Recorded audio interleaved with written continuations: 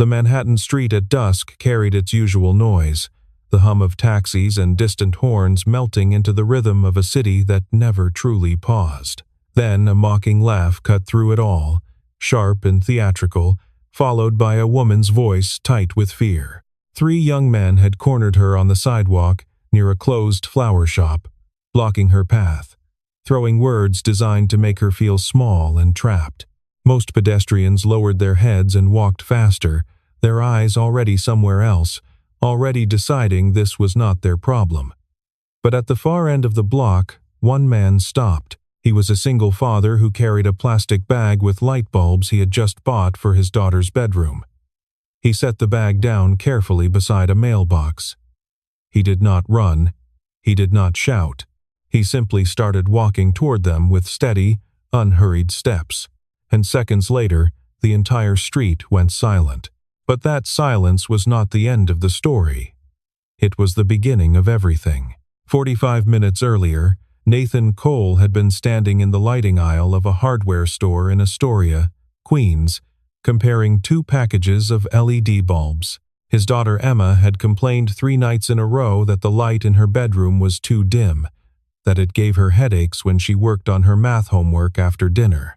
She was 12 years old and particular about things like that now, developing opinions and preferences that reminded Nathan she was becoming her own person, someone separate from the little girl who used to fall asleep in his arms without caring whether the lights were on or off. He chose the brighter option and grabbed a set of cabinet hinges on his way to the register because the kitchen cabinet door had been sagging since last week, swinging open on its own at odd moments, like it was trying to tell him something. His life was built on small repairs like this, an endless rotation of leaking faucets, loose screws, flickering lights, and squeaky doors that kept their 3rd-floor apartment functional.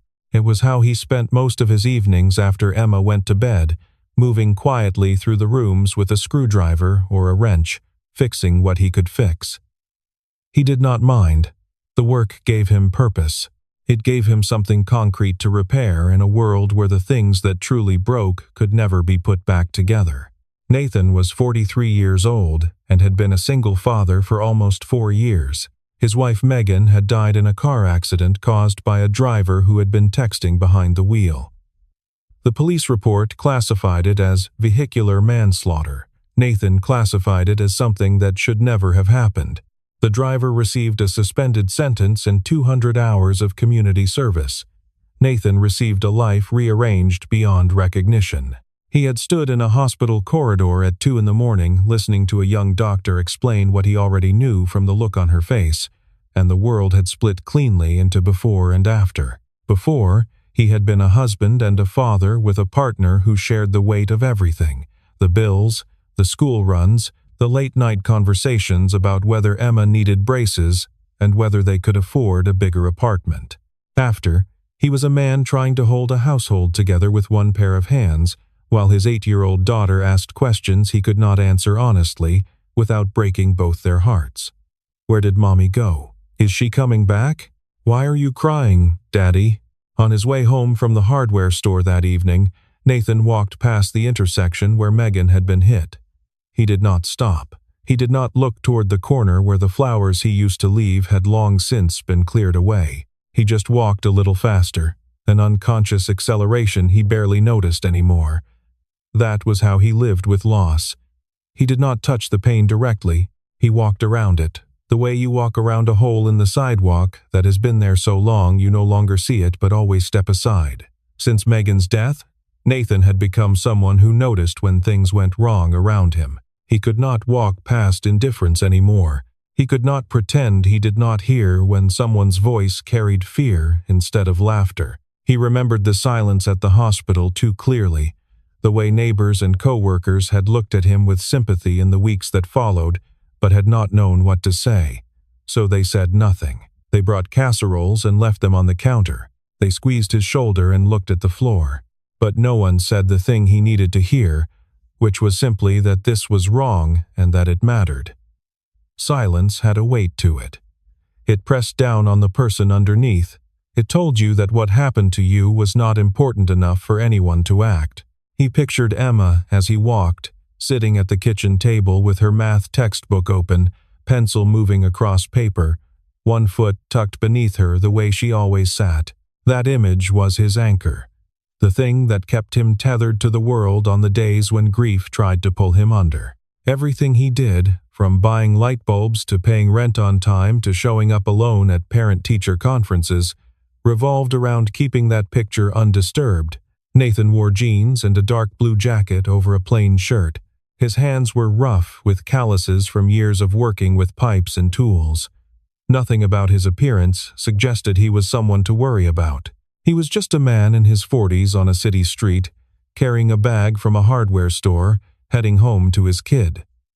But beneath that ordinary exterior, 4 years of martial arts training had quietly reshaped him.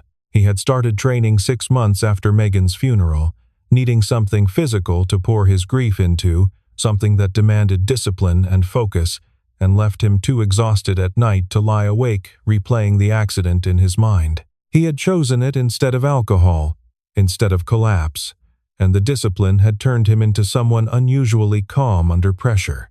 He had never used those skills outside the training gym. He hoped he never would. Nathan heard the laugh before he saw anything. It was sharp and theatrical, the kind of sound that demanded attention and carried a deliberate cruelty beneath the performance. Then came a male voice, coated in false friendliness, layered over something uglier. "Where are you going so fast?" "We just want to talk." Nathan slowed his pace near a mailbox and turned his head slightly. 50 feet away, 3 young men in their early 20s had formed a loose semicircle around a woman on the sidewalk. She wore a gray blazer and dark pants, a leather bag slung over one shoulder, and she had clearly been trying to walk past them when they stepped deliberately into her path. The coordination between them was smooth enough to suggest this was not their first time. They moved like people who had practiced intimidation until it became recreational. The one in front was tall and wore a black jacket with the hood pulled up despite the mild October evening. His name was Dylan Mercer, though Nathan did not know that yet. Dylan spoke with a smooth, mocking tone that radiated the kind of confidence that came from a lifetime of never facing real consequences. To his left stood Eric, shorter and stockier, wearing a faded band shirt, his laughter loud and performative, feeding off Dylan's energy like a flame feeding off oxygen. On the right was Luke, thin and restless, shifting his weight from foot to foot, his nervous energy visibly searching for somewhere to go. Dylan stepped closer to the woman. She stepped back. Her voice came out strained, fighting to sound firm but betraying the fear running beneath it. "I need to get past. Please let me through." Luke moved sideways to block her exit. Dylan grinned at his friends, sharing the joke that only they were in on. "She's busy. Did you hear that? She's way too busy for us." Eric let out a forced laugh. "Too busy for us? That's cold." The woman's shoulders pulled inward, her body shifting from assertive to protective, her eyes scanning the street for help that was not coming. Nathan had a choice to make. The same choice that every other person walking past had already made and answered in the same way. Keep moving. Get home. Do not get involved. He had a daughter waiting for him. He had dinner to make and light bulbs to install and a cabinet hinge to replace and a normal, quiet evening to protect.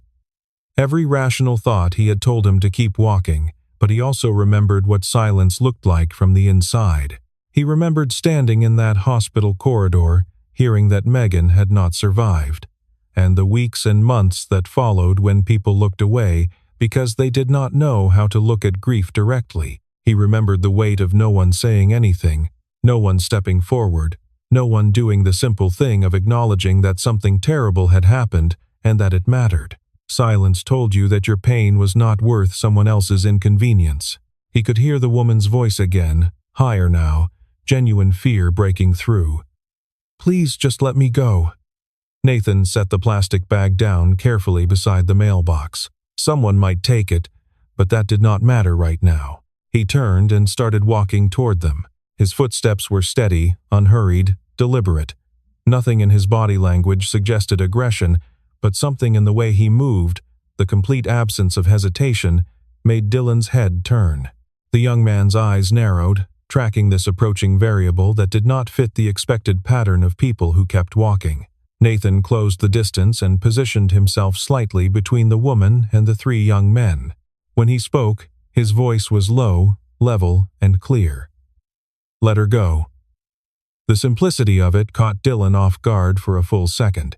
There was no posturing, no chest puffing, no elaborate threat. Just a calm statement delivered by a man who had clearly already decided what he was going to do and was simply following through. Dylan recovered with a harder grin, his voice carrying a challenge. "This is none of your business, old man." Nathan did not react to the insult. He had been called worse. His eyes moved between the three of them, tracking their positions with focused attention that made Dylan uncomfortable, even if the young man would never admit it.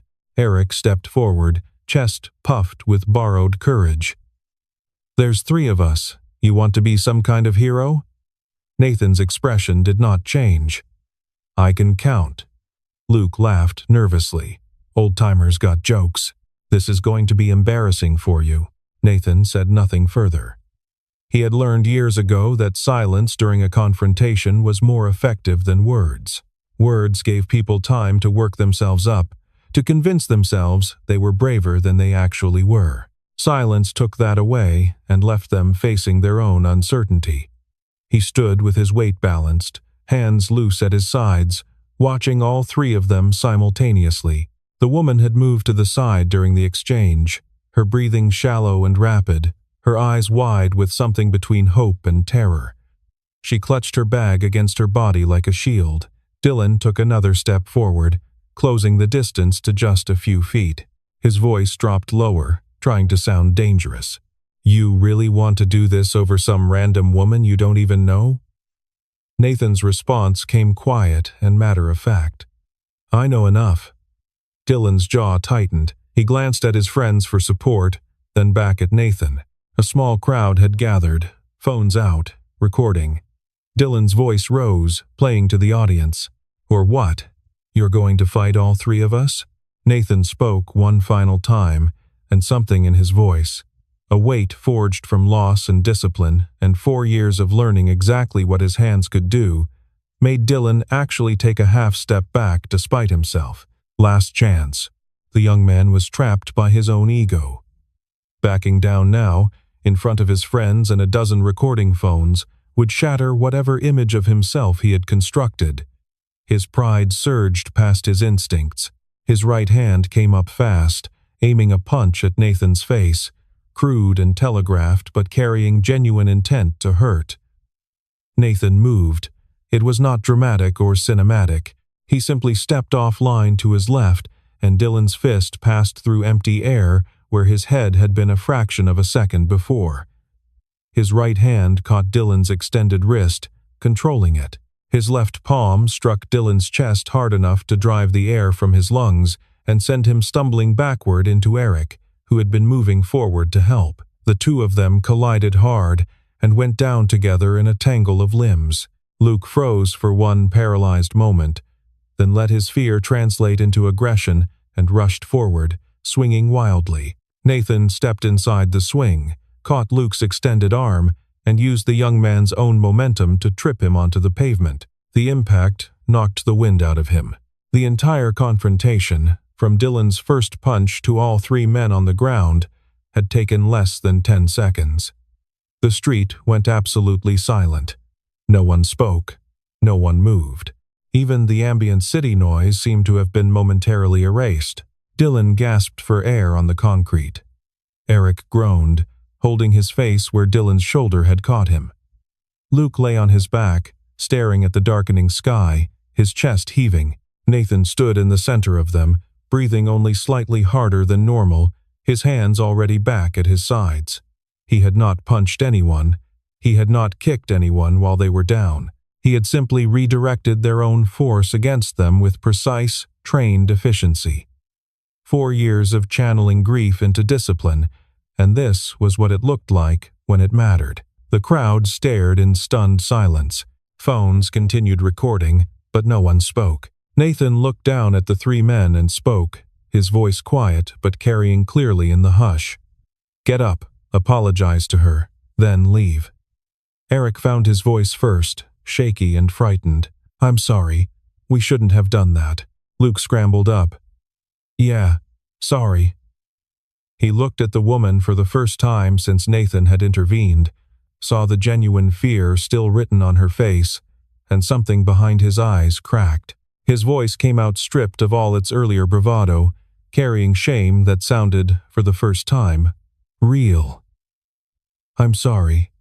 That was wrong. I'm really sorry. Nathan gestured toward the street. Go. They went, shoulders hunched, eyes down, not looking at anyone. The crowd erupted into noise, but Nathan ignored the phones, the questions, the congratulations. He walked back to the mailbox. The bag was still there. He picked it up and started walking home. He had made it maybe 30 feet before the woman called after him, her voice still unsteady but louder now, cutting through the noise. Wait, please. Nathan stopped and turned. She was moving toward him quickly, slightly out of breath, her eyes red from crying she had tried to hide. Her hands still trembled as she adjusted the strap on her bag. She reached him and looked at him with an intensity that made him uncomfortable, like she was trying to understand not just what he had done, but why. Her voice came out stronger now, though still carrying everything she had just survived. I need to know. Why did you help me? No one else stopped. No one even looked. Nathan shifted the bag in his hand, the light bulbs inside making a small clinking sound. He had not expected this question, though he supposed he should have. He was quiet for a moment, then spoke simply. Because someone needed to. She shook her head. That's not a real answer. You could have been hurt. They could have had weapons. You didn't know me. You had no reason to get involved. Nathan considered this carefully. She was right about all of it. There were a dozen perfectly logical reasons he should have kept walking, but logic had stopped mattering the moment he heard the fear in her voice. I have a daughter, he said. She's 12. If someone did that to her someday, I'd want to believe that someone would step in. I'd need to believe it. The words hung between them in the evening air. She nodded slowly, understanding something in that explanation that reached below its surface. They walked together toward her building, 6 blocks through streets that now felt fundamentally different for both of them. For the first few blocks, neither spoke. Nathan carried his bag. She kept hers clutched close, her eyes scanning the sidewalk more carefully than she ever had before. She would never walk this route the same way again, Nathan knew. That was another kind of damage, invisible but permanent. She broke the silence first. What you did back there was not luck. You knew exactly what you were doing. Nathan kept his eyes forward. I've had some training. After my wife died, I needed something physical, something disciplined to focus on. She glanced at him, hearing the enormous weight compressed into those few words. I'm sorry about your wife. He nodded, accepting the condolence without elaborating. Some losses were too large to explain to anyone, even someone kind. When they neared her building, she stopped and told him the truth. Her name was Rachel Moore. She was a paralegal at a human rights law firm in Manhattan, and what had happened tonight was not random. She had been helping build a legal case against the young man who had led the group. His name was Dylan Mercer, and he was part of a documented pattern of systematic harassment targeting women across the city. Dylan had recognized her from court filings and had deliberately blocked her path. This was targeted retaliation, not street harassment. Nathan felt the weight of that information settle over everything. Dylan was the son of Victor Mercer, Rachel continued, a powerful real estate developer with deep connections in Manhattan. The Mercer family had protected Dylan multiple times before. Previous victims had all withdrawn their complaints after facing various forms of pressure. Nathan understood then that setting down a bag of light bulbs beside a mailbox had pulled him into something far larger than a sidewalk confrontation. Rachel gave him her business card and told him to call immediately if anyone contacted him. He took the card and nodded. She disappeared into her building, turning to wave once through the glass door. Nathan stood watching for another moment, making sure she was truly safe inside. Then he turned and walked home with the bag of light bulbs in one hand and the business card sitting in his jacket pocket like a question he had not yet answered. Emma was exactly where he had pictured her. Kitchen table, math, textbook, pencil moving across paper. She looked up and smiled. "Hey, Dad. You were gone a while." Hardware store was crowded. The lie came easily, automatically. She was 12. She did not need to know yet that the world could be cruel enough to require her father to step between strangers and violence on a Tuesday evening. Emma accepted this without question and returned to her homework. Nathan washed his hands, started dinner, and after they ate, installed the new light bulbs in Emma's room. She tested them immediately, holding her textbook open under the brighter glow. "Much better. My eyes don't hurt now." Nathan watched her from the doorway, this small person who was his entire world, and felt the weight of love mixed with the terror of responsibility that had defined every single day since Megan died. The apartment was warm and safe and filled with the quiet sounds of their life together. This was what he had been protecting on that street, not just Rachel, but the fundamental idea beneath everything, the right to live without fear. To walk home safely, to sit at kitchen tables under lights that worked. The next morning, Frank Delaney knocked on Nathan's door, holding his phone with a serious expression. A video from the previous night was circulating on social media. The angle was distant, and Nathan's face was unclear, but anyone who knew him would recognize his build and jacket. Frank had done some research. Dylan Mercer, son of Victor Mercer. Nathan was silent. Frank continued, his voice carrying the gravity of 30 years on the police force. "Victor Mercer is the kind of man who uses lawyers, bureaucrats, and favors to grind down anyone who threatens his son. He doesn't get his hands dirty. He makes your life impossible until you quit." Nathan glanced toward Emma's closed bedroom door. "I wasn't looking for trouble." Frank met his eyes. Trouble doesn't need an invitation. That afternoon, Rachel called. Her tone was more professional but still carried traces of the previous night. The video had reached her law firm. Janet Holloway, the lead attorney on the Mercer case, recognized the incident as directly connected to their ongoing investigation and wanted to meet Nathan. He could be a crucial witness. Nathan asked if this would pull him deeper into something he could not easily leave. Rachel was quiet for a long moment before answering honestly. "Yes, but you've been in this since the moment you set that bag down." Nathan sat at the kitchen table long after Emma fell asleep. Rachel's business card lay before him. Behind Emma's door, the new light bulbs cast a thin, bright line across the hallway floor. He thought about what would happen if he walked away now. Those men would continue. The cycle would repeat. Another woman on another sidewalk, another circle of bystanders choosing not to see. If Emma grew up in a world where men turned away when someone needed help, what lesson would that teach her? Nathan picked up the card. His decision was not about Rachel, though he could feel something there he was not ready to examine. It was about the light behind his daughter's door. 3 days later, the pressure began. Nathan received a call from his building's management company regarding a noise complaint filed against his apartment. There had been no noise. That same morning, 2 longtime plumbing clients called to cancel standing appointments, their voices strained and apologetic but offering no explanation. By afternoon, a 3rd client had canceled. Nathan began to understand the shape of what was happening. Someone was methodically dismantling his livelihood.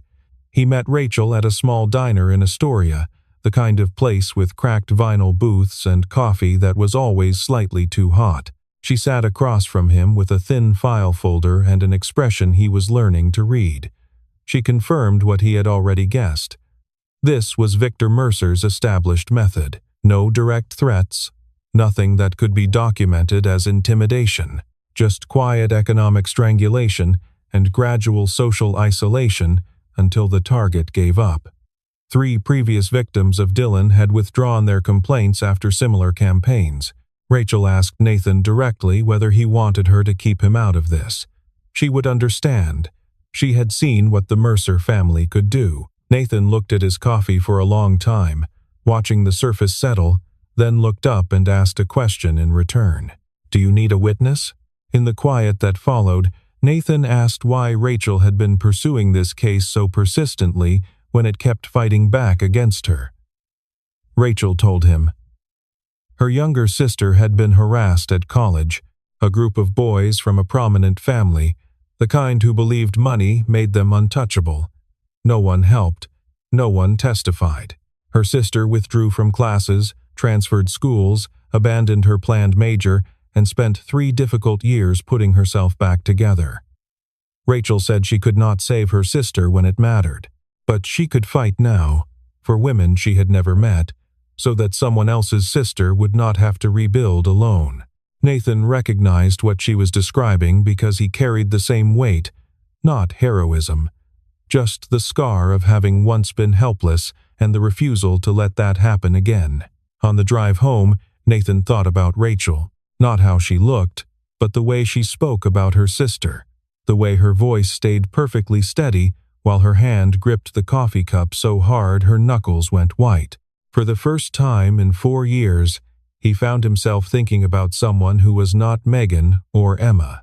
The feeling was unfamiliar and arrived with a guilt he could not articulate. He pushed it aside, but it did not move far. The following week, Rachel came to Astoria carrying paperwork Nathan needed to sign as a formal witness. Emma opened the door and studied the unfamiliar woman with transparent curiosity. "Are you Dad's friend?" "Dad doesn't have any friends that are girls." Nathan's voice came from the kitchen, carrying a warning note. "Emma?" But Rachel laughed, a real laugh, the kind that surprised her as much as anyone, the first genuine one she had produced in months. Emma asked what Rachel did for a living. Rachel explained that she helped people who were being treated unfairly. Emma considered this with 12-year-old gravity. "Like Dad," she said. Rachel looked toward Nathan. He had turned away and was pretending to wash a dish that was already clean. Emma insisted on showing Rachel her room with the new light bulbs. "Dad just installed these. Way brighter now. I can actually see my homework without getting a headache." Rachel looked at the small room, tidy and carefully organized, walls covered with Emma's drawings, the desk arranged for maximum study efficiency, the bright new light overhead casting everything in a warm glow. She saw in that room the evidence of how Nathan loved his daughter, not through grand gestures or expensive gifts, but through light bulbs and cabinet hinges and fixed faucets, a love that never announced itself, but arrived every evening in quiet acts of maintenance and repair. Something tightened in Rachel's chest. She recognized what she was feeling and it startled her.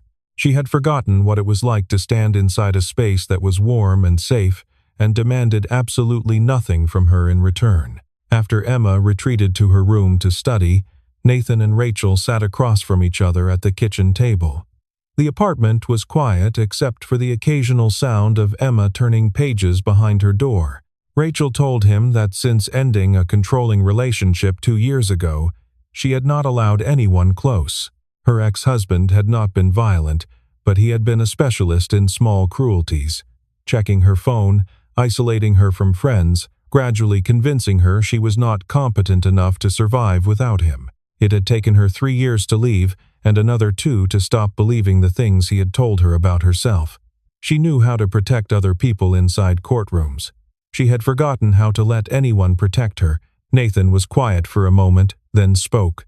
"You're sitting here at a plumber's kitchen table, telling me all of this. Maybe that counts as letting someone in." She did not argue, did not deflect, did not make a joke to create distance. She just looked. Neither of them said anything more, but the space between them shifted into something neither had planned for. When Rachel got up to leave, Emma came running to the door. "Miss Rachel, you'll come back, right?" Rachel crouched to Emma's level. "I promise." Nathan stood in the doorway watching Rachel walk to her car. Next door, Frank Delaney leaned against his fence with a mug of coffee, watching the same thing Nathan was watching. "First time I've ever seen you watch somebody leave that long. Go inside, Frank." Frank grinned and stayed right where he was. Rachel contacted a previous victim named Kayla, a young woman Dylan had harassed 2 years earlier, who had withdrawn her complaint after being threatened with the loss of her job. Kayla agreed to meet Rachel and Nathan at a private location. She told them that on the night Dylan attacked her, a security camera at the deli across the street had captured footage. But when police arrived to collect the recording, it had already been erased. Kayla believed Victor Mercer had used a connection inside the local precinct to make it disappear. Nathan brought this to Frank. The retired cop, drawing on 3 decades of experience, recognized the pattern instantly and knew exactly what kind of arrangement would produce that result. He said he could not get involved officially, but he had a former colleague, an investigator with a clean reputation, now working with the Internal Affairs Bureau. If there was evidence of deliberate evidence tampering that constituted obstruction of justice, a federal matter that Victor Mercer's local connections could not make disappear. Nathan reached out through his own network, the plumbing clients he had served reliably across the neighborhood for years, people who trusted him because he showed up when he said he would and charged what he quoted. He asked about the deli owner. The man turned out to be an older Greek gentleman named Stavros, who remembered the night clearly. He explained that his security system was outdated and did not have an automatic deletion feature. The backup hard drive from that entire month was still sitting untouched in his basement storage. No one had ever asked about it. Rachel called Janet Holloway the moment they left the deli. That evening, Nathan and Rachel sat on the front stoop of his apartment building, waiting for Janet's callback. The city hummed around them in its relentless rhythm. After a while, Rachel spoke quietly into the space between them. "When I started this case, I thought I would have to see it through alone, all the way to the end." Nathan did not look at her. His eyes stayed on the street, watching the ordinary traffic of people heading home. "You're not alone." He said it the way he might describe a pipe fitting or comment on the weather, plain and factual, but Rachel turned her face toward the street so he would not see her eyes fill. They sat together in silence after that. The noise of the city surrounded them from every direction, but this stoop, this small concrete step, was quiet. It was the good kind of quiet, the kind that did not press down, the kind that held you up. The preliminary hearing took place at the Manhattan District Courthouse on a Tuesday morning in late November. Victor Mercer arrived with a team of expensive attorneys, his confidence visible in the precise cut of his charcoal suit and the practiced ease of his posture. Janet Holloway and Rachel stood on the opposite side of the courtroom with a thinner file but one built on something more durable than money. Nathan sat in the back row, wearing the only dress shirt he owned that carried no stains from pipe grease or joint compound. Emma had ironed it for him that morning without being asked, and without asking why he needed it. Janet presented the deli footage, recovered from Stavros's basement. The recording was not sharp, but it was clear enough to identify Dylan and to establish a timeline that precisely matched Kayla's sworn testimony. Victor's lead attorney immediately challenged the authenticity of the footage, arguing chain of custody issues. Janet was prepared. She produced a digital forensics report from an independent expert, confirming that the file showed no signs of tampering or alteration. Then came the moment that changed everything. 3 women stood up, one after another, and told their stories to the court. Kayla went first, her voice shaking but never stopping, never looking away from the judge as she described what Dylan had done to her and what his family had done to silence her afterward. Then 2 other women who had spent 2 years trapped in their own silence found the courage in Kayla's example to finally speak. They described the harassment, the threats, the slow suffocation of their daily lives until they had withdrawn their complaints just to survive. The courtroom fell silent. It was the same quality of absolute stillness that had descended on that Manhattan street on the October evening when Nathan had stepped forward. But this time, the silence was standing on the right side. Nathan took the witness stand, and described plainly what he had seen and done that evening. He did not embellish. He did not heroize himself. He stated facts in the same quiet, level voice he had used on the street. Victor Mercer's lead attorney rose to cross-examine, his tone carefully calibrated to diminish. "Mr. Cole, are you a police officer, a security professional, perhaps a licensed investigator, or are you simply a plumber who enjoys inserting himself into situations that do not concern him?" Nathan met his eyes without hesitation. "I'm a father. I saw someone who needed help. So, I helped." The courtroom went silent for a third time. The judge studied Nathan for a long moment, then ordered the investigation of Dylan Mercer to continue on charges of systematic harassment and witness intimidation, and separately referred the evidence of camera tampering to federal authorities for review of possible obstruction charges.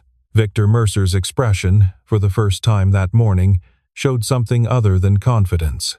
Outside the courthouse, Rachel stood on the wide stone steps, her hands trembling with the adrenaline that had been running through her for 3 hours. Nathan walked over and said nothing. He simply stood beside her, close enough that his shoulder almost touched hers. Rachel leaned into him, not collapsing, not falling, just tilting her weight slightly against his arm, as if she needed to confirm that something solid and steady existed in the world right next to her. It lasted 1 second, maybe 2. Then she straightened herself and stood on her own.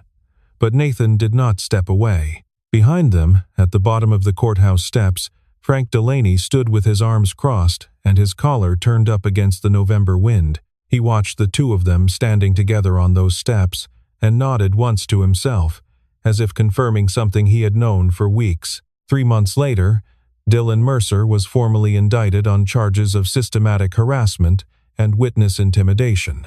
Victor Mercer faced a separate federal investigation for obstruction of justice related to the destroyed security footage. The chain of protection that had shielded Dylan for years did not collapse because of one confrontation on a street corner. It collapsed because people who had been forced into silence for too long finally found their voices. Kayla returned to her career. The 2 other women received full legal support and counseling. Rachel was recognized within her firm for her work on the case, though when congratulated, she deflected every time. "The credit belongs to the women who stood up," she said. "I just helped build the file." Rachel did not move to Astoria.